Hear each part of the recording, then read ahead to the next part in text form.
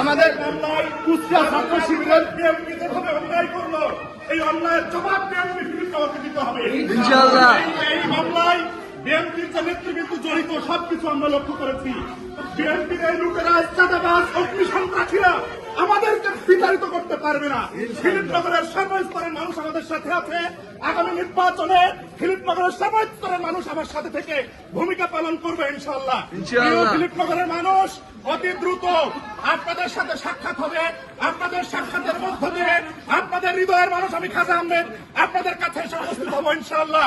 আপনারা ভয় পাবেন না। যেমনি ভাবে রোজা রেখেছেন, যেমনি ভাবে সদকা করেছেন, যেমনি ভাবে দান করেছেন, তেমনি ভাবে আপনাদের সন্তান খাজা আহমেদের জন্য দান করবেন। এই বিএনপি নামক লুটেরাজরা এই বাংলাদেশ থেকে নিঃশ্বাসিত হয়ে যাবে ইনশাআল্লাহ। ফিলিপনগরে যে অন্যায় আমার পুরো হয়েছে, যে অবিচার হয়েছে, এই অবিচার থেকে এই ফিলিপনগরের আপামর মানুষ এই বিএনপিকে নিঃশ্বাসিত করার জন্য ভূমিকা পালন করবে ইনশাআল্লাহ।